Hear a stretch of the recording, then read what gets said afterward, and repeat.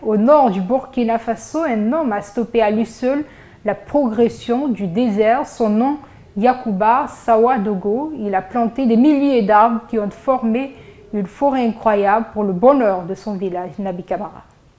Le désert a bien failli rayer de la carte un village au Burkina Faso. C'est le village de Bourga, situé au nord-ouest du pays. Mais un homme a très vite pris les choses en main. Yacouba Sawadogo n'a pas fait d'études scientifiques.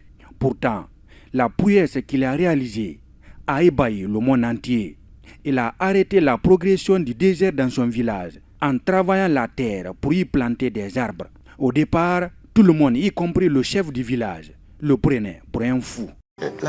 Les gens t'ont critiqué.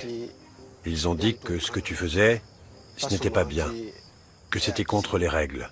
Ils ont dit que c'était de la folie, que tu étais devenu fou. Ils ont dit que j'allais à l'encontre de la tradition. Ça m'a fait mal d'entendre ça. Le chef de ma propre famille a dit la même chose et tout le monde riait. Moi, je me suis tué. Mais 40 ans après, les arbres qu'il a plantés ont attiré des oiseaux. Ceux-ci ont apporté avec eux des graines qui ont donné d'autres arbres.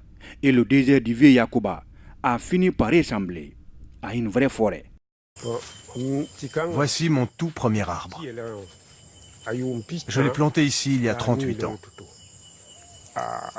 Son importance est considérable. Les arbres sont source de vie.